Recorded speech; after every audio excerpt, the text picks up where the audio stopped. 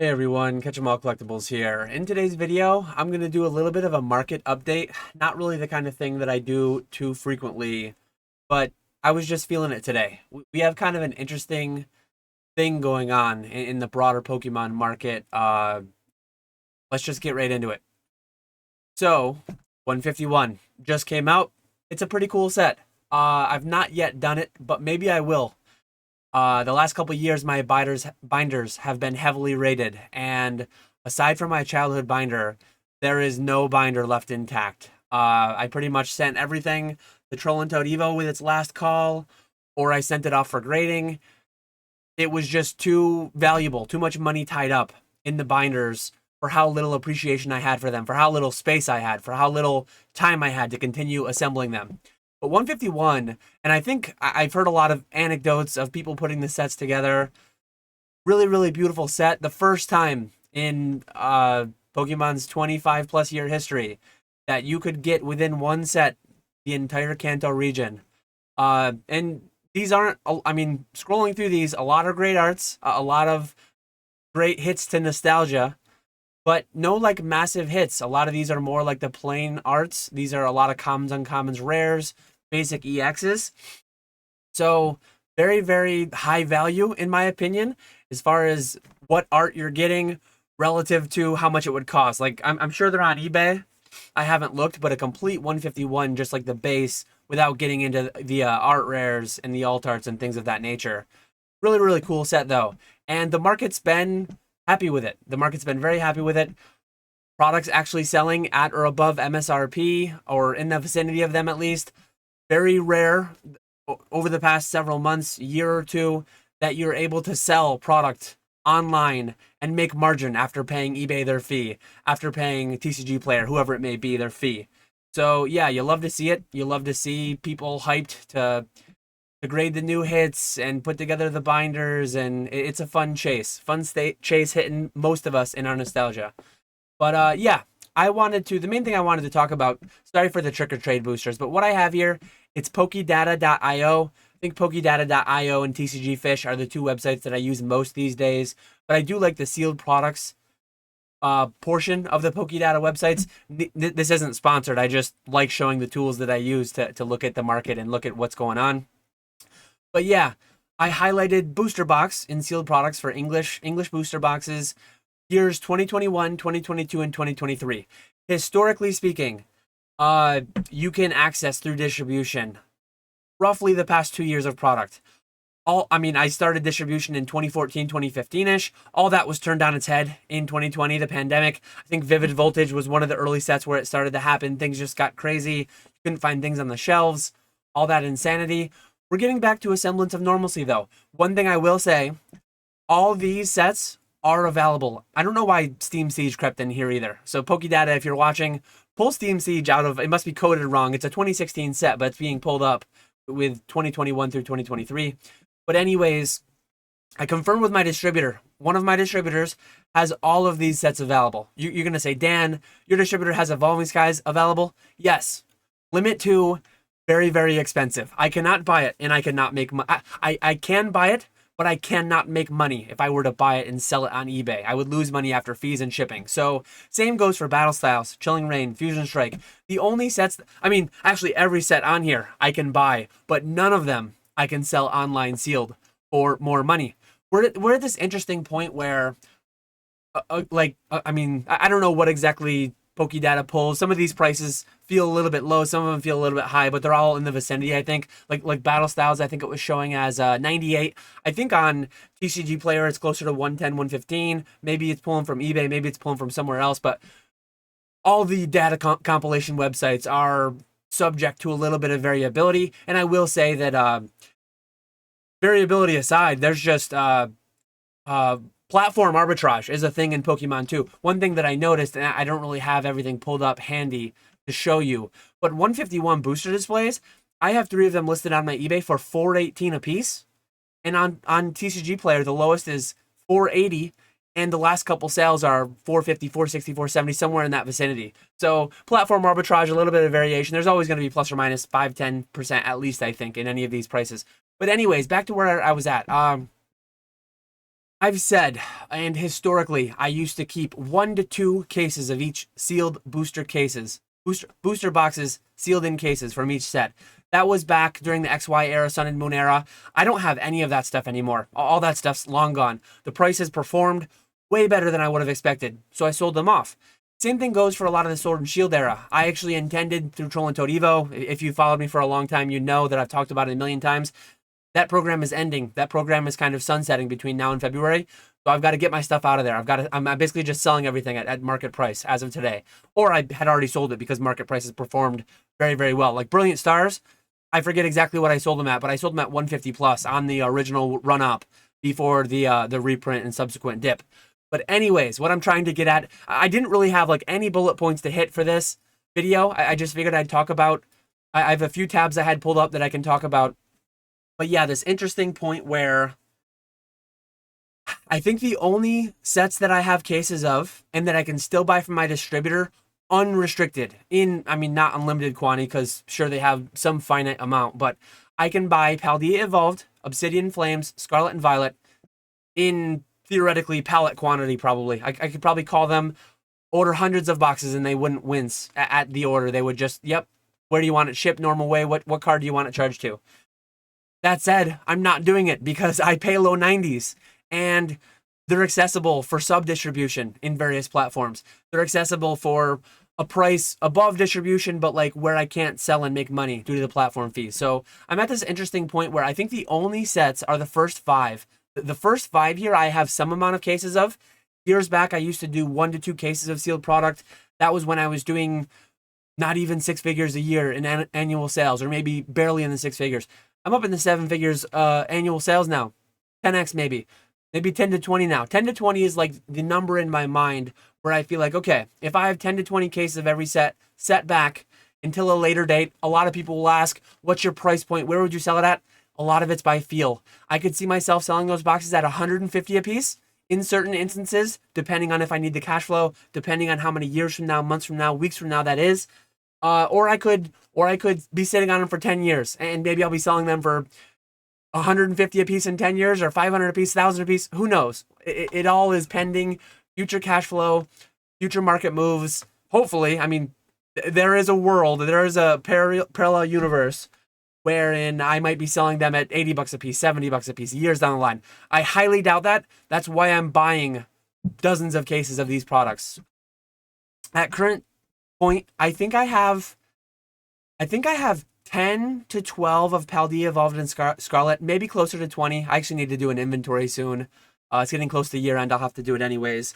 Obsidian Flames, I'm probably in the high single digits. Silver Tempest and Lost Origin, this was what I wanted to get into with regards to availability. I was actually able to pick up Silver Tempest and Lost Origin at my normal low 90s, but I had to buy 2 cases of Scarlet and Violet to get a case each of Silver Tempest and Lost Origin. So distributors are doing this funny thing that historically speaking used to happen a little bit, but it's becoming much more the norm, and I'm interested to see how that interacts in the future.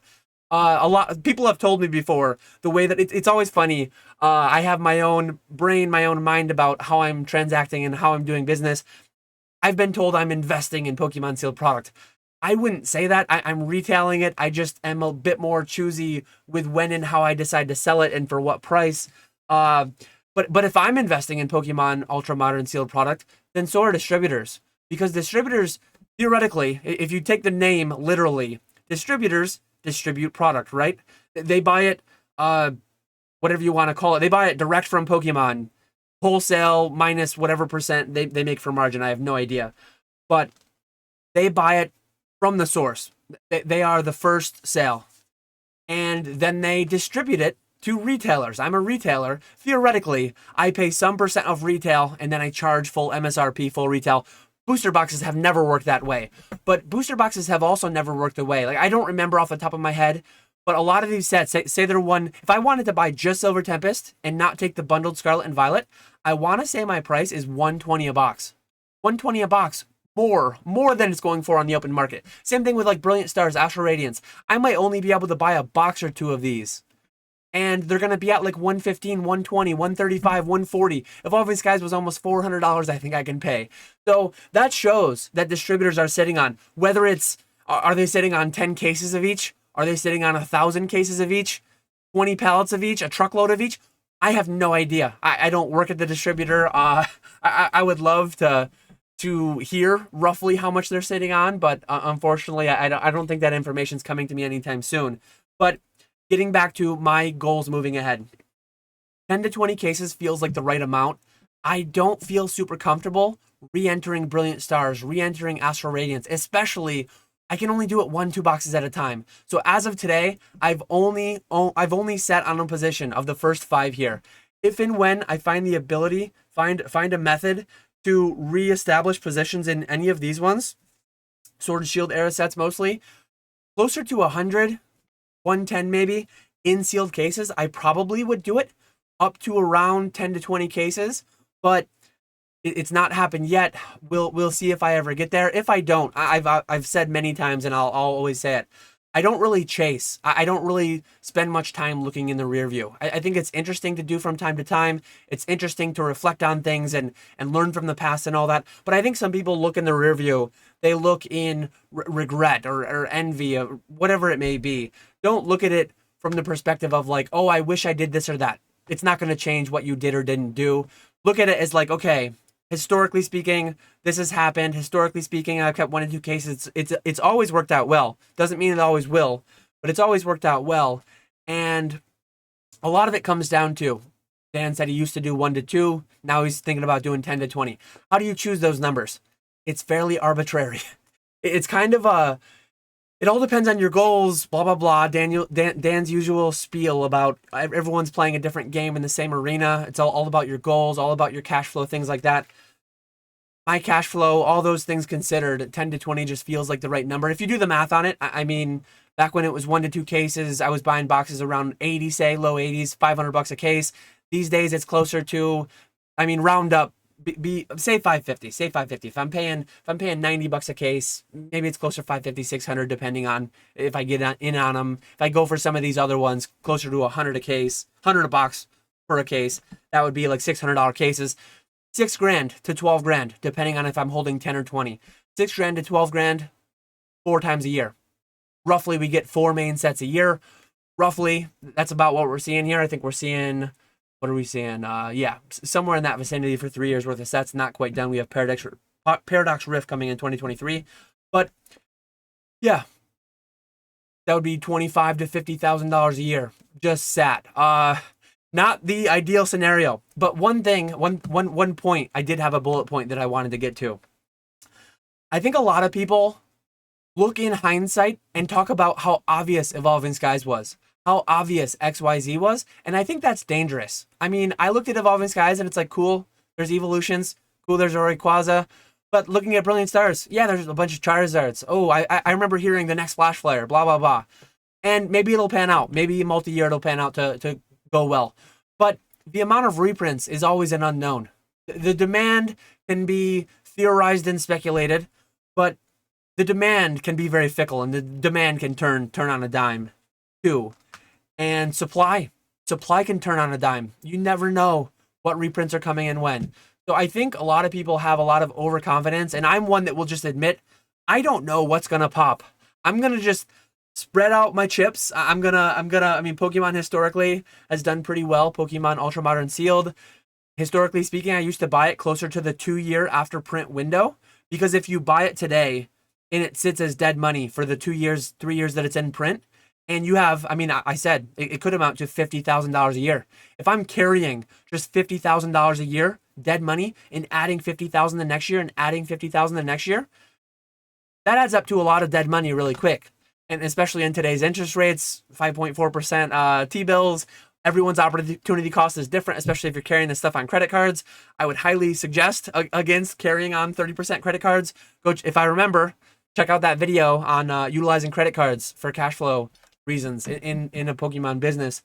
But yeah, anyways, that's just where my head's at. My mind goes to, I'm happy with some amount of like, not that it's passive. I do when I sell it, I have to pack and ship. Troll and Toad Evo used to be passive, but selling on eBay is not passive, selling booster cases. But it's fairly, it's more passive. I do a lot of the active. I do a lot of the PSA 10 Celebrations Charizards.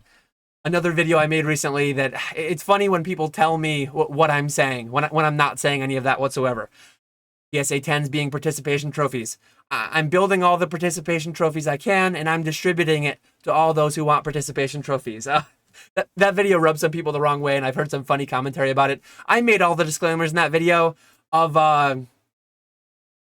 there are only certain cards, 90, 95+% 10 rates, blah, blah, blah. And I talked about a theoretical future wherein if Pokemon could produce 100% PSA 10s, what would that lead to? But anyways, I'm sure this video might be taken out of context. Dan's investing in everything, buy everything because Dan's buying everything. I may buy some more of these. I'm not going to go back on Evolving Skies. The only way I would go back in on Evolving Skies, everything has a price. If I could buy it at 70% of today's price and get in just that much cheaper and then just arbitrage it, I probably wouldn't be able to sit on it at 70%.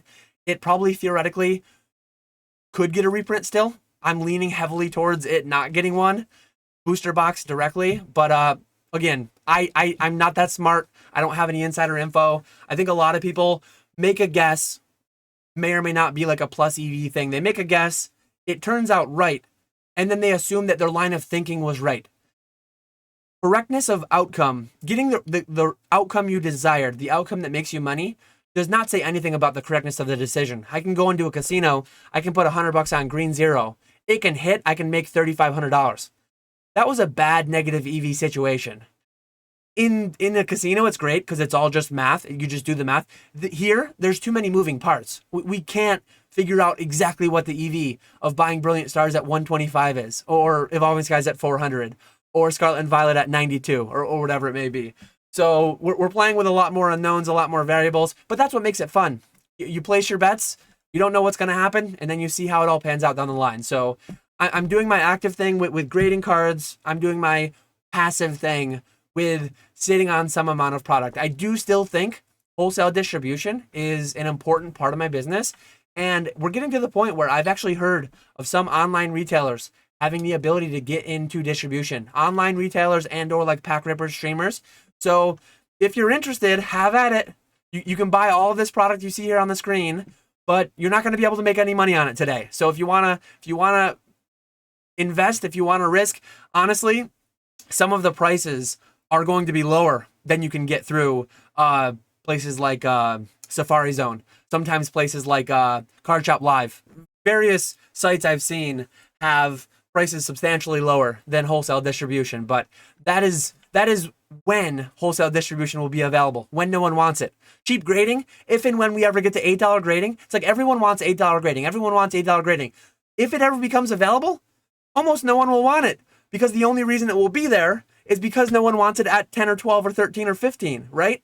So we're in that interesting time where 151 is killing it. 151 is like the exception though right now. A lot of other things, at least the past three main sets. And then Paradox Rift, I don't have it pulled up, but Paradox Rift pre-orders are already at or under $100. Or I think TCG Player and all that, mid 100s, like 105, not like 150, but 105 to 110, somewhere in that vicinity, mid single digit 100s. But yeah, there's always that interesting thing where when it's available, people want it less. And some amount of people probably are slowly building positions in these. But one thing that is an interesting, people will point back to XY. People will point back to Sun and Moon and blah, blah, blah. Distributors were not investing in those products. There were definitely times where like Phantom Forces was more popular. Flashfire was more popular. There were times where restocks would come and they would be at a slightly higher price, but never, at least in my experiences, in 2015 to 2019, was I offered a set that was less than 2 years old at $400, at $200, $180, 150, 130, nowhere near anything like that. Very, very interesting time we're in. And this long ramble, long rant is the way that I'm navigating it. Crown Zenith too. I think we're getting an ETB reprint.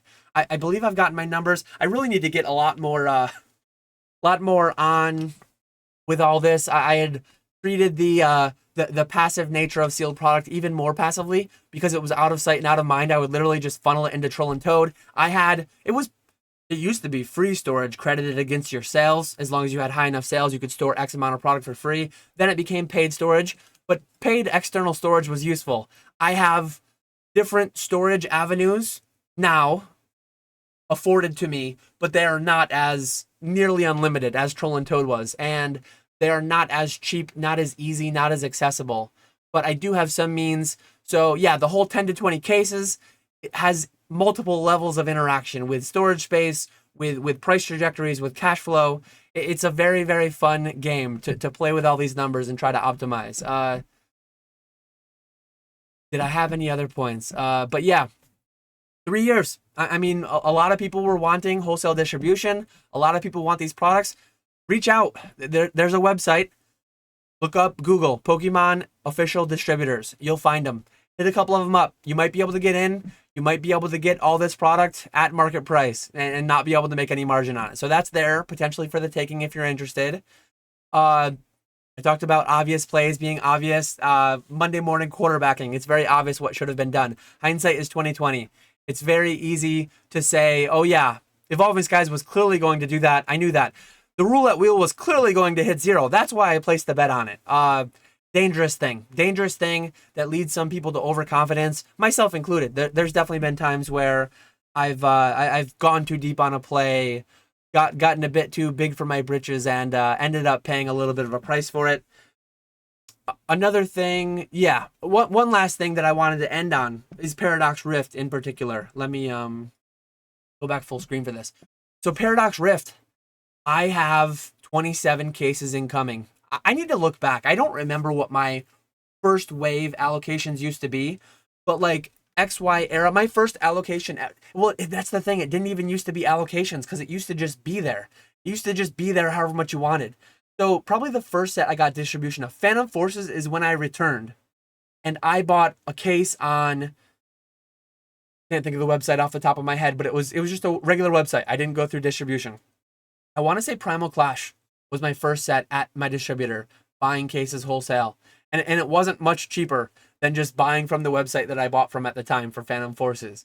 But anyways, I used to buy only a couple sets at release because it used to be like easier in some ways. Very much harder because demand was overall lower. There wasn't any margin on any set out of the gate, largely speaking, if you were selling through eBay, especially without any special rates on eBay, special rates with shippers or anything like that, better rates with buying quantity through your distributor.